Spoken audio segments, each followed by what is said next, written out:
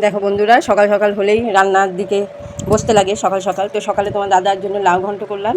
তো দেখি ওর মধ্যে না একটু বড় বড় বীজ হয়ে গেছে। দেখো এই বীজগুলো, এগুলো কি করব ভাবছি, ফেলেও তো দিতে পারবো না। তাই এই বীজগুলো দিয়ে একটা নতুন খাবার করতে চাচ্ছি। তো এই দেখো এই বীজগুলো সব বেটে নিব, আদা বাটা করব, বেশি না। আর এগুলো রসুন আর আদাটাও বেটে নিব। এই দেখো এখানে নিয়েছি সোয়াবিনটাকে সেদ্ধ করে কুচি কুচি করে কেটে নিয়েছি, ধনেপাতা, লঙ্কা কুচি, পেঁয়াজ কুচি, এগুলো সব রেডি করে তারপরে কি করি দেখো। দেখো এগুলো সব এক পাত্রে রেখে দিয়েছি। তারপরে হলুদ, লবণ, তার মধ্যে একটুখানি কর্নফ্লাওয়ার, একটুখানি জিরের গুঁড়ো দিয়ে ভালো করে এটা মিক্সড করে নিতে হবে। নিয়ে একদম রসগোল্লার মতো গোল গোল করে দিলে বাচ্চারা খেতেও ভালোবাসে। তো তারপর একটা ডিম ফাটিয়ে নিলাম, ওর মধ্যে লবণ হলুদ দিয়ে ভালো করে ফেটিয়ে নিয়ে ওটার মধ্যে ওই গোল গোল যে করেছিলাম ওই রসগোল্লার মতো ওটা ভালো করে চুবিয়ে এমকে উঠিয়ে নিব। দেখবে এত সফট হয় আর এত স্বাদ হয়। তোমরা কিন্তু বাচ্চাদের করে খাওয়াতে পারো। তোমরা কেমন হয়েছে বলবে কিন্তু।